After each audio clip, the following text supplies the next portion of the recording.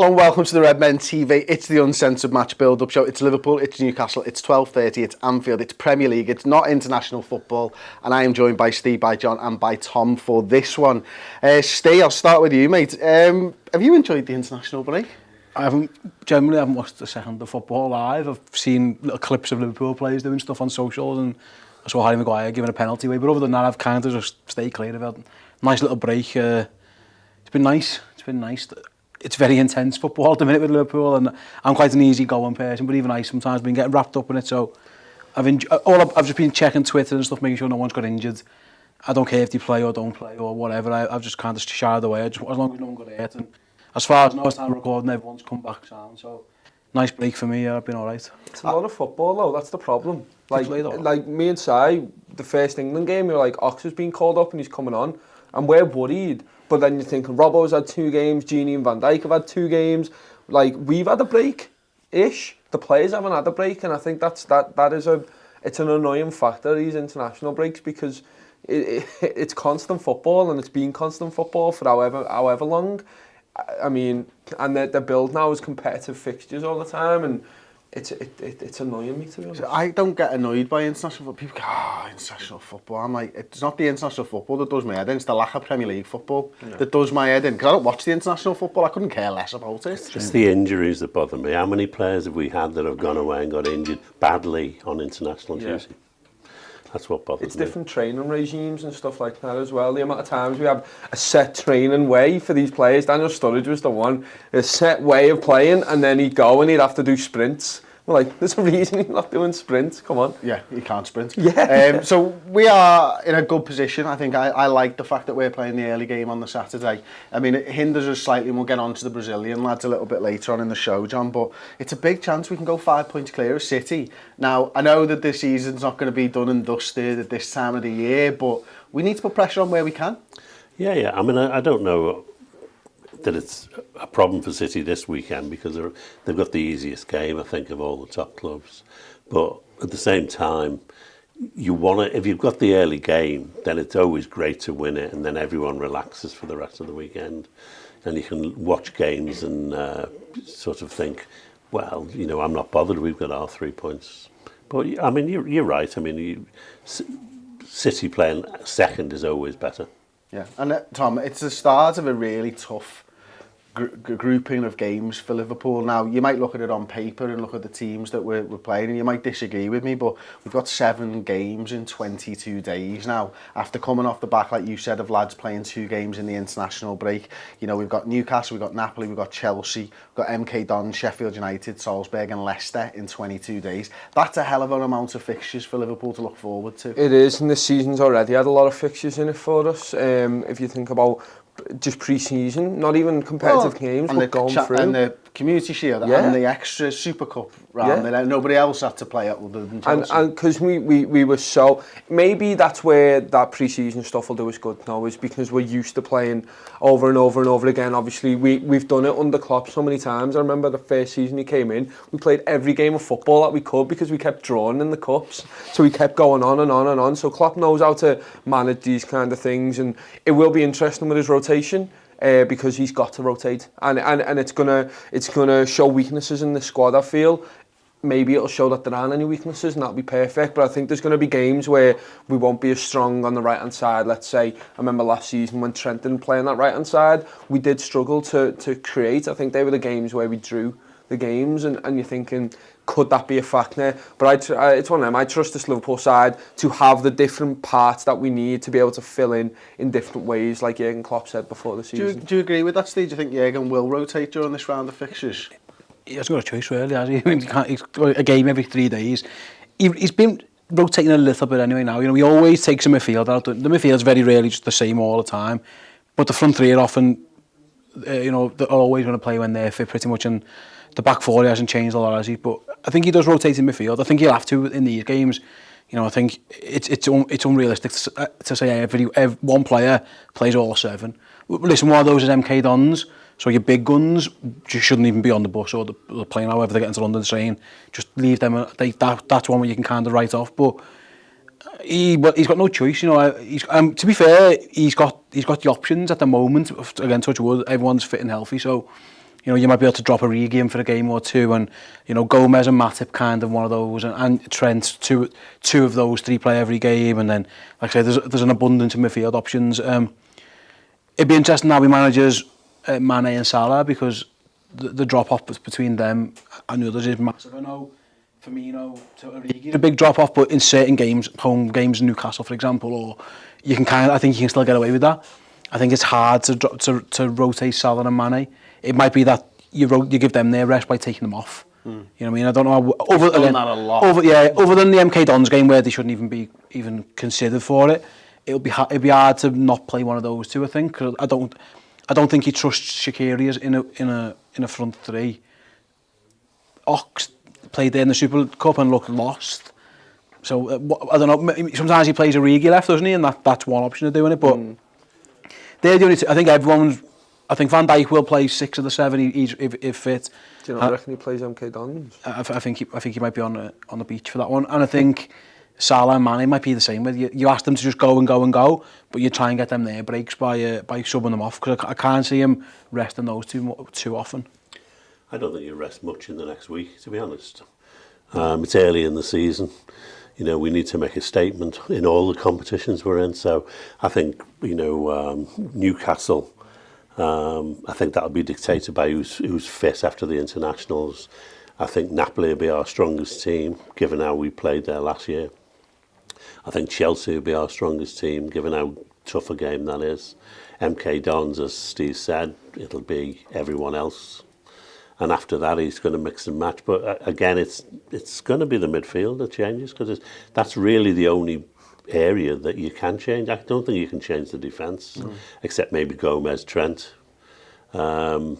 And I don't think you can change the attack if they're all fit. And if you're going to change the attack at all, it's going to be one man, and it's going to be Origi, isn't it? Yeah. Okay. Well, listen, I did a video yesterday with James Pearce. It's on the YouTube channel, so I'm not trying to ram the website down your throats yet. But not a lot of people have seen it. It's really worth watching. I interviewed James over Skype. Here's a little clip from that show.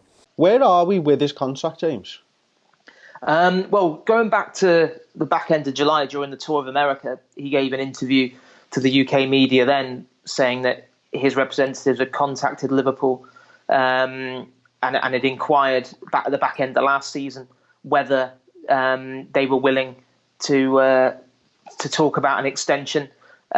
He said at that time that Liverpool said, you know, they weren't in a position at that point that they wanted to do anything about it. Now, what is it? 2 months on, you know, I understand that there have been now initial discussions over a potential extension between Milner's representatives and the club, and that more dialogue is set to follow on that. So I think, you know, that's the, you know, because you look at the, you know, Liverpool have been, you know, very, very shrewd and very decisive with the contracts they've sorted out in the last 17, 18 months. You know, pretty much every player you would want to see sign an extension has done so, and is, you know, most of the squad now are under contract till 2023 or 2024. You know, in the example of Van Dijk and Alisson for starters. You know, of course, you know, Milner isn't going to get a deal of that kind of length, but yeah, this is the kind of the one in Michael Edwards' in tray at the moment, because you know, he's the one I'd say, you know, real asset that as it stands at the moment. You know, in 3.5 months' time, he could be in a position where he's able to talk pre-contract agreements with overseas clubs. But I hope it doesn't come to that. I think you know, I think Milner made it clear on the pre-season tour that he wanted to stay around at Liverpool, and you know, although, you know, Liverpool don't make a habit of dishing out big wages to players in the twilight of their career, I think James Milner isn't any old player. I think, you know, I think common sense dictates that you would want him to stick around, and you know, I hope that, you know, to me a 12-month extension is a bit of a no-brainer for all involved. Cool. Watch it. It's brilliant. We're going to get back into the build-up show for Newcastle right now. So, Tom, one of the things that John mentioned there is Origi. Is he a player that you think may start in this game, with the fact that Firmino, played very early Wednesday morning UK time over in America, along with Fabinho. Do you think those two might both get rested, or just one of them? I think Bobby gets rested just because they want him fit and firing for Napoli. It's hard though because of just how he plays that role for us. He's fantastic, isn't he? But I think Mane can do a job in that number 9. We've seen him shift over into there. Even Salah could do that, but I think last time we did put Origi in, I think Mane was the one to go into the middle, so I think he'll do that again. Look, obviously Origi's not as good, but he did start the scoring off. Was it against Norwich, was it, when he played on the left-hand side? I can't quite remember. But he started the scoring off by whipping the ball in, and it was an own goal. It was Norwich. It was Norwich. And it's one of them where he can be dangerous, stands a man up, beats a man, and I think we'll be able to do that against Newcastle, to be honest with you. You might play a bit defensive, but look, I think with Origi's pace, he can damage no matter what he wants to do. So I think, yeah, he will come in. Fabinho, I want him to start every single game that's possible for him to start, and if he doesn't, yes, Gini can come in, but Gini's played a lot of football as well. Henderson's played a lot of football. Who else do we trust to play that number 6 role? And because Fabinho does it so well, and he's done it to such a high level, I mean, in every single game he's played, I don't know if you can drop him. That's the problem. But I do think Origi comes in on that left. I must admit, I actually think Fabinho will get a little bit of a rest this time around, and I think it will be Wijnaldum. I think he'll rest both of them. If you're not going to rest them now, he's going to definitely want them both in Naples, and he's definitely going to want them both to play Chelsea.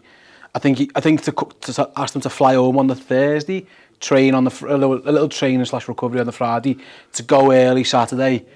When it's a Tuesday game. When you got Naples on Tuesday, and then you're playing Chelsea next week. I don't think he can do it. Though, hasn't he? He has, yeah. I think he's flown them back on planes to get them back, but that's for bigger games, away games and stuff. I think with it being Newcastle, I wouldn't pick either of them anyway. It wouldn't surprise me if he left them both out, but I'm a bit like Tom. I suspect he might just give Fabinho a game. You know? I think he didn't play too much. It's more the travel. It's more the travel than the play, and I think he'll leave them both out. I don't think, and to be honest, if you can't rotate against Newcastle at home, you're never going to rotate. Yeah, because it's what happens when you get to games, isn't it? That because because Man City are amazing, like every game you think it's a must win. So I'd rather have my best team, but you can't pick them all for 38 games, plus the Champions League games in midweek. The hardest group game we're going to have. Away, and that's what I'm saying. Yeah, I think he's. At some point, you are going to have to trust the squad a little bit. And if you can't trust your squad to beat Newcastle, then your squad's not good enough anyway. So I think that you need to. It's a game for Lallana. It wouldn't surprise me. Yeah, it wouldn't surprise me if in the 6. Oh, that pre-season work coming in. It's coming in. I wouldn't be surprised if he plays. I would. I would actually be surprised. No, I mean, I'd be surprised if he played as a 6, but I wouldn't be surprised if he's in the. I wouldn't be surprised if he's in the team. I'd be really surprised if he played him in the team. I think he might play Ox. Yeah. There's a million permutations, isn't he? But and Milner, who hasn't had a game. I think Milner's the one for me that sits in. I'd have it with. I think it'll be Wijnaldum with Henderson and Milner. I will play. And there's a 3-man midfield that he trusts. That he knows that can go out there. We're probably playing a 5-4-1. I'm just thinking Henderson's played a lot of football, though, hasn't he? Had 2 internationals. I would play Milner left back in this game. Wow, really? I was Robbo DM. Yeah, no. I would. Robertson. What's your side then? Robertson can't play every game, and he has to get a rest somewhere, and he's just played games. And again, look at the run we've got coming up, and I'm going to want him I want him in Naples. I want him against Chelsea. I want him to play Sheffield United. I want him to play Salzburg, and I want him to play Leicester. So. Where's he not playing? Every now and then, even last year, occasionally he would just do it once or twice. The year before, didn't Moreno play against Cardiff last year at home? He just dropped him in one time early on. Yeah, that's what I would do. So I would keep Trent. What's your full side then? Go on. Well, Adrian. Trent, Matip, Van Dijk, Milner, Wijnaldum, Henderson, Oxlade-Chamberlain, Mane up front with Salah and Origi on the wings. Wow. And I've only made 3 changes, but the 3 big changes, aren't they? That's the thing. Yeah, but I mean, for me, I'm not arguing with you. That team should beat Newcastle. I mean, and again, I know Newcastle went to Tottenham and I'm not being disrespectful and fair play, but they can't all play every game. It's just it's unreasonable to expect them to do it. I mean, I thought Gomez might come in at right back rather than Trent. But Trent didn't, he's only played that one international. He didn't do a lot, to be honest. He could always play Gomez at left back, to be honest. He could, yeah. Ooh, that's a good shout. And that put Milner in midfield, and Henderson had 2 games. He might need a rest. So. But what about Van Dijk? Are we saying I want him to play every game? Well, He'll play every league game. But then what about Champions League? And then I want him in the cups as well. I think He's not going to play in the cups. But I think you need a stable base there. I know Lovren needs game time. I know Gomez needs game time. So they will probably come in. But I don't feel comfortable with Van Dijk not being in the team. We're talking about drop-offs in the attack. He's the best player in the world. He will play every league game and every Champions League game. I imagine he might even play the FA Cup game, depending on who it is. Yeah. But he won't. If we get a tough first round draw, he plays it. If he doesn't... He's not rotating if we get Chelsea in the Cup. No. And that's why MK Dons is a good fixture, isn't it? It's why I've coming up like... Well, we haven't had one of them for years. This time last year, it was Chelsea at home, and he can't... To be fair, he rotated against Chelsea at home, didn't he, in this Cup? So it's... You can't rotate and go through to the next round, that's the problem. It depends what you need to get through to get some games in for your bench players. And that's it. And the games thing isn't just for the bench players for this season. It's when you're looking to... I've said this for so long. When you're looking to sign players to be part of a big squad, you need to go deep in the competitions. You need to go... You're going to get 10, 15 games. We go semi-finals, finals every year in those competitions. You can class them as games that we're going to be part of. Would you leave Firmino and Fabinho out? I would. Absolutely. I would have Wijnaldum, Henderson and Milner, and I would have Salah up top, Mane on the right and Origi on the left, just to mix it up and give Newcastle a little something different to think about. Because I think they're going to play 5-4-1. Yeah. They're going to have that Joe Linton up front on his Todd, aren't they? Yeah. They're going to play a 2-man midfield. With the team they played last time had Longstaff and Hayden in the centre of the park. I imagine that's going to be exactly the same. And then they'll probably play Almiron somewhere on the right-hand side. It's funny, we're talking about rotation for this whole time.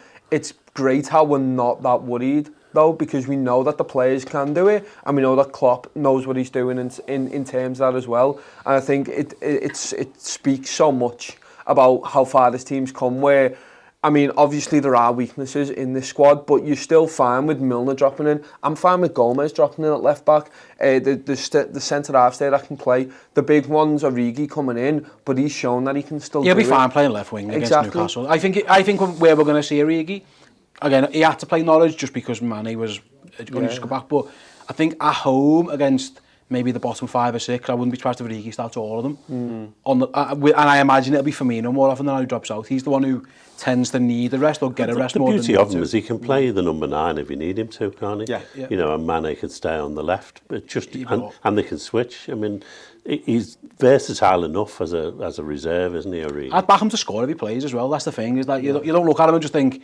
oh God, we've got absolutely zero chance with this fella. He scores more often than he doesn't. You know what I mean? He might have a bad game, but then he'll still pop up with a goal or something. Even against Norwich, like say, he gets the assist for the first goal, he scores the 4th, I think, the header. Yeah, great ball from Trent. So he offers a goal threat as well against Newcastle, which is obviously a key. And we know he scored the winner there. He did, yeah. In May, didn't he? You know, it was a 86-minute winner or something in our 3-2 win over there. Yeah, absolutely. The big one for me is, and I've put him in my team, is Oxlade-Chamberlain. He's in my team as well. don't know how he's going to play it. I'm genuinely, this is a big game for him, for me, because he needs to go out there and prove that he can play that role effectively in the same way that Jordan Henderson is. I've got him on the right-hand side of my midfield. He needs to be able to link up that play. He needs to be able to drive through just like Jordan Henderson can, because that's a massive integral part of our team and how we play now. He needs to be able to do that, and he's shown glimpses of it, but this is a big game if he does. He needs to do it for a longer, doesn't he? Because he's done it in short patches. He needs now to play 90 minutes and come out with everyone saying, oh, great performance. I said at the start of the season, I don't think we'll see the best of Ox until gone Christmas. I think people said it's like a new signing, and I've said it myself, and I think it is in many ways, in that he's going to take a long time to get used to the system again. The midfield's changed slightly. You know, you think of how Jordan Henderson plays that right midfield role, and he's very much over on the right-hand side, but he's great at whipping those balls in. We see him time after time cross the ball from deep. That's not Ox. Ox doesn't do that. He plays the role in a completely different way. He likes to dribble with the ball. He likes to join the attack in a different way. He played with Henderson was Southampton. Did they both start in the? Am I right in saying? I know the Oxlade-Chamberlain definitely started the way of Southampton. He was on the left, wasn't he? Of the three, I think that's where. I think it looks like he's been penciled in for that position. I think that's where he's going to. When we see him this year, I think that's where we'll see him. And he does need minutes in his legs. You're right, and I think again, home to Newcastle is where you can give him it, because bear in mind this the team I've picked, and again, Newcastle went to Tottenham and did the job, didn't they? They beat them 1-0 and stuff.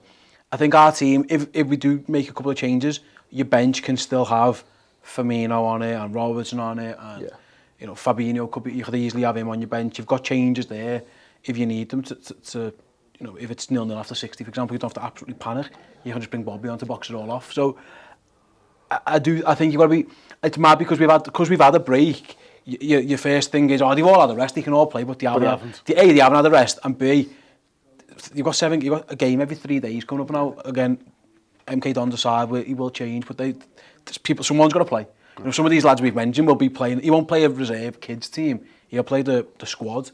You know, your Lovrens and your Shakiris and your Divox and stuff. If you're bringing someone like Milner in or Ox, they're not reserve players. No, they're first team players. And that's exactly the point of that. They can't all play them all. Yeah. And it'd be great. Listen, in an ideal world, they'd all be robots, and we'd all say the team that started in Madrid can just play every game, please. Shankly's old phrase, wasn't it? Same team as last week. And we'll be absolutely fine. But same team as last month. But then we'll get to January and the legs will fall off. So he does have to do a little bit of it, and I think he will as well. I think now is the time where, bear in mind, especially the lads who haven't been away, which is why you mentioned your Lallana's and your Milner's and your Matty. What about Shaqiri? Again, he didn't even go. Shaq, we're talking about at the moment, though, is it? He didn't go to Switzerland for a reason. Maybe he has been told, you know what, we go here and we'll do what we did against Southampton last year when we played 4-2-3-1.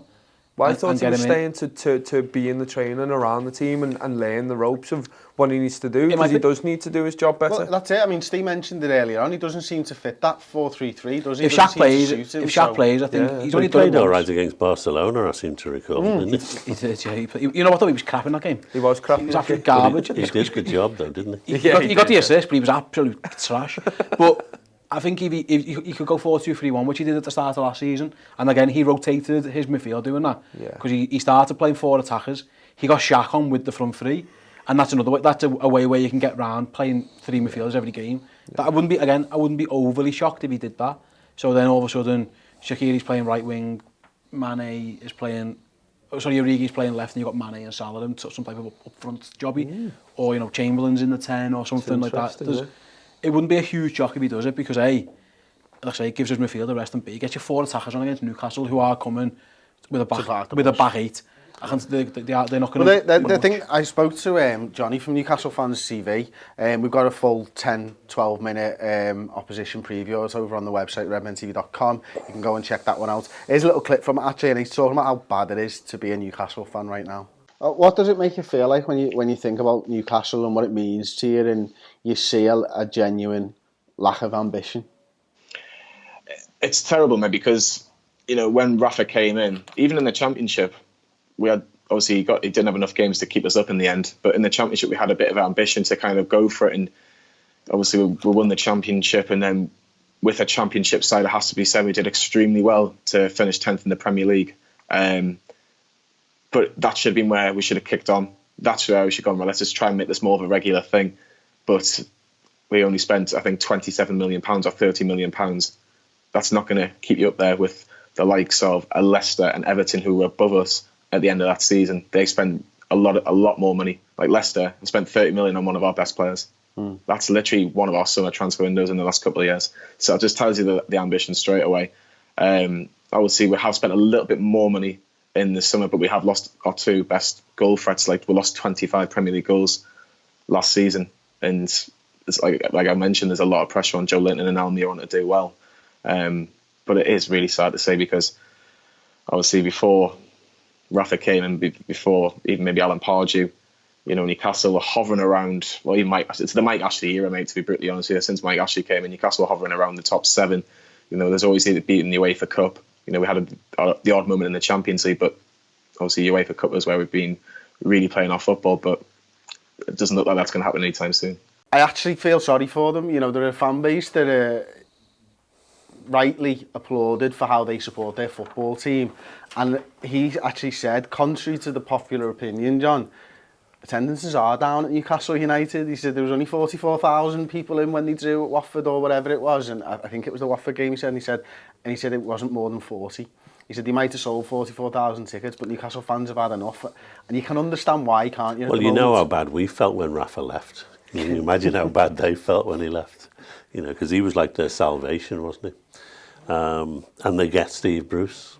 I mean, it was just like, you know, if you got a little pool of mediocre managers who are available, you go, oh, we'll have one of them. Like a free transfer, you know. It is. But they punched above the weight getting Benitez and keeping him for that long, so they're just back kind of where they are. They're a kind of club who should be fighting for the championship every year with the support they've got. They've got a decent ground.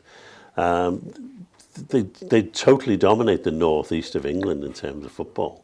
And yet they just can't do anything because they've been run so badly over the years. They're getting bent over by Mike Ashley, aren't they, basically? And it is a shame. Me and Si were talking about it the other day. What do they need to do to be able to get rid of him? If they do too well, he wants to stay. If they go back into the Championship, I think he feels more comfortable. I don't know but he wants his money for the sale. Exactly. It's devalued if they go down. Exactly. So then will he stay and then wait to get them back up? You wonder why he hasn't sold them up to now. I mean, they keep saying he's not getting as much money as he wants, but you know, maybe he is, and he just doesn't really want to sell. Honest answer from me, he just uses them to advertise his businesses. He's getting a cheap deal on a stadium called whatever it's called. I'm sure it's advertising his company. Yeah. He'd have to pay millions to do that with a football club of Newcastle size. It's true. Actually. He just uses them as a big bloody advertisement for Sports Direct. Yeah. And it's keeping his other businesses in power and stuff. So I think it's terrible. It is a shame. I like the support that they have. The fan base is fantastic. And I remember we did a show one time that was on the podcast last season. It was, what club would you want to merge with? And you were all saying, oh, United, so we could get rid of them and that. And I was like, Newcastle, because I think that would be really nice. I think it's two really nice fan bases coming together, passionate fan bases, great cities and that. And you've been looking for an excuse to go the match without a T-shirt on for years. Exactly, you know what I mean? It's one of them. And maybe not with NUFC on me, LFC or whatever on my chest. But what would you do? Would you have it tattooed or would you shave it into your chest there? I think, yeah, you've got to shave it. There's no point tattooing. Shaving it's fine, you can kind of forget about it after that. But or maybe just, no, I was going to say face paint or something, but I don't think they go that far. No, I don't think they need to be honest. No. Is your chest big enough for NWFC? I could maybe go down. I could fit Newcastle United Football Club. St James's Park postcode. I could as well, but I've got no hair to shave it into. I'd have a full tattoo. It cost me about 500 quid. Then when that Van Venegor Hesseling signed for Celtic and his name was like that on his back, that'd be Newcastle's name. I'm commissioning a mural on my own body. Sponsored by Sports Direct, Newcastle St James. Absolutely brilliant. Okay, one final player that I think he's been in the news so much. We mentioned him from the Pierce article. Is Matip just purely first choice? This feels like the first show that we've not talked about Matip. You mentioned Gomez and Trent, John, but we've not talked about Gomez and Matip for the first time.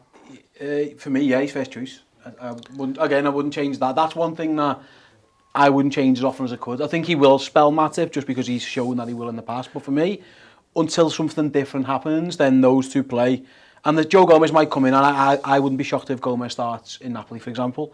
And if he does well, then it's his share. You know what I mean? It's kind of one of those. But I wouldn't be resting Matip now. Again, he's had a proper break. He's been off for a couple of weeks.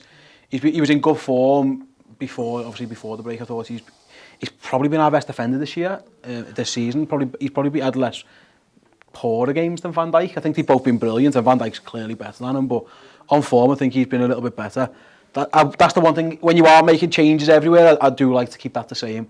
Especially with the fella behind them, isn't the main man. I think I would keep those two there and for as long as possible. And they don't do that much running, and I can't imagine they're going to be doing that much running in this one. They might get legged around Naples in a few days' time, but I think for this one, I would be happy to go with it. I don't like changing the defence, and I've always said Gomez and Van Dijk is what we need, is the future, get on with it.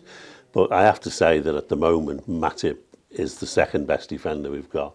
And I think he should be playing week in, week out. Eventually, he'll get injured and Gomez will come in, and that might well be the end of it. Kind of sort itself out, yeah. But I think the fact that they've mentioned his contract being extended, just this week, I think that's just a signal to say, yeah, he's second choice now.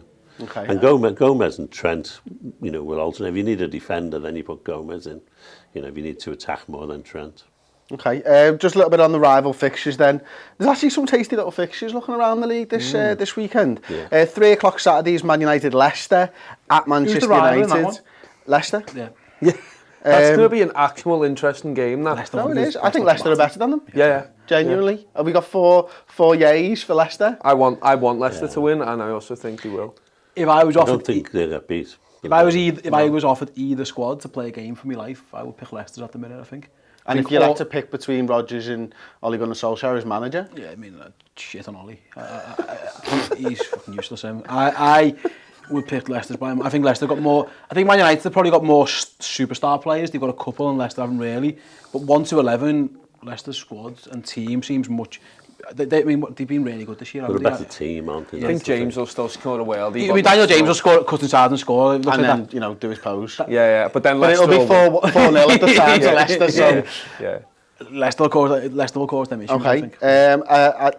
One of the 1,000 London derbies that happens a year, Spurs Palace at 3 o'clock. Well, if Newcastle can go there and win, Palace can. Palace are in form as well. Aren't they like in terms of since January, third in the form table? They're fourth in the league, Yeah, and Spurs are ninth. No one's scored left fewer goals in than Palace at the minute. You mean, listen, Spurs should win, but that isn't easy again. Spurs haven't looked brilliant in any game so far. They don't start seasons well anyway, do they?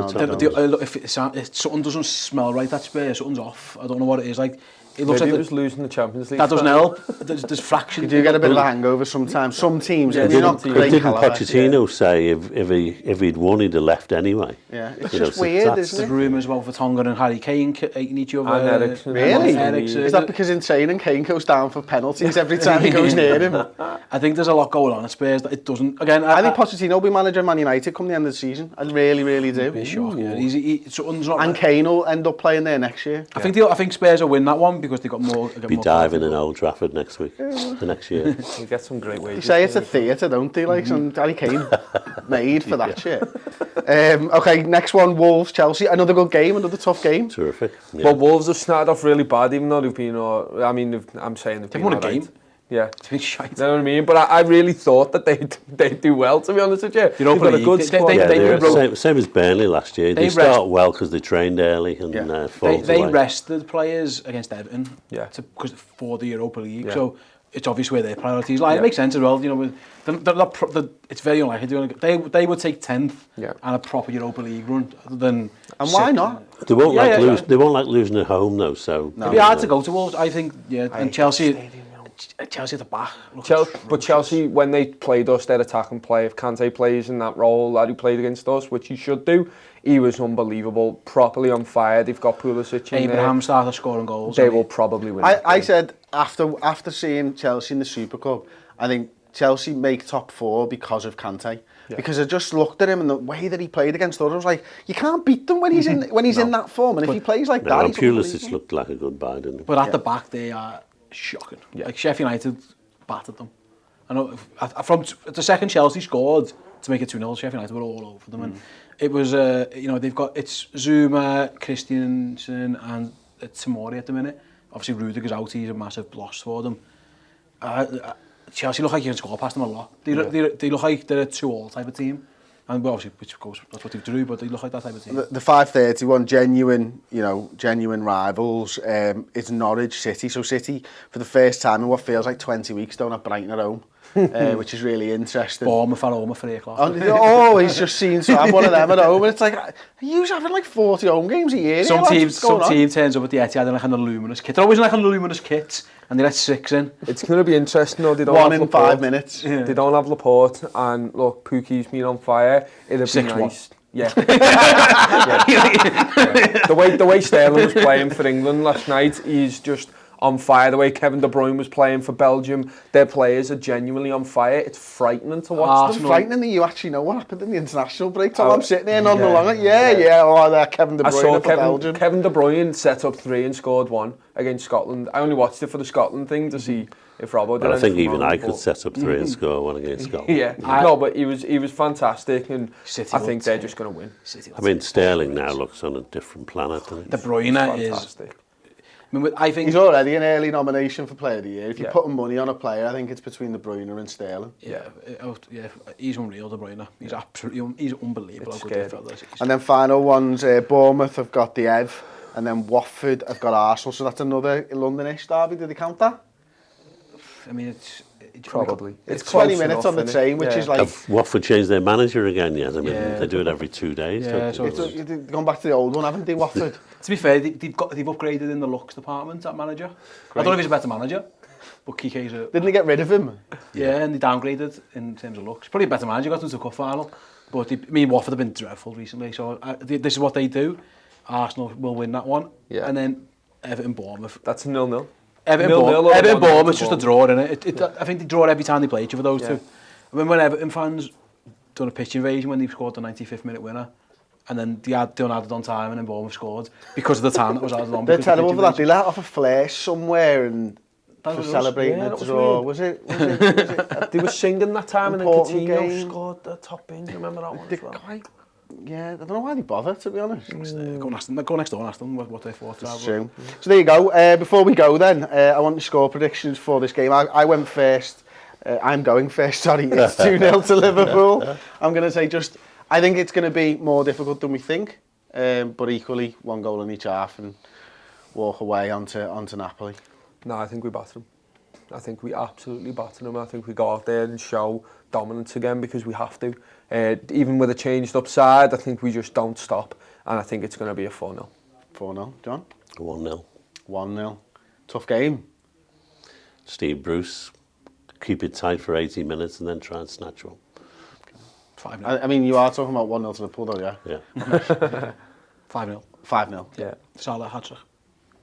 Just not normally, like, me and John have probably gone equal way, and then you two I have would have gone gone the other. 2-0, but you'd gone 2-0. Oh, really? There you go, then. It's quite a It's the split. way we Normally, played we're all Burnley. like 3-0, 4-0, and we're all roughly around the same We thing. played Burnley and they came to stifle us like Newcastle are probably going to do. And we just went, no. And we made it comfortable and I think we're going to do it again. Yeah, we're boss. Okay. I hope you two are right, and I hope me and John are wrong. I'd like Win's to a win, who cares? I'd Win's a like win. to be stood up on the cop with nothing to worry about after 5 minutes. Yeah. That would be lovely. But there you go. That has been the Uncensored Match Build-Up Show. Don't forget to check out the Reds News Roundup. Steve hosted this week over on the redmentv.com. Absolutely brilliant. Big segment of that was out yesterday if you've not seen it on the YouTube channel. That's the type of stuff that we do week in, week out. Reds News Roundup, redmentv.com, £5 a month. First month is free. Thank you very much for watching. Like the video, subscribe. We'll see you next time. Ta-ra.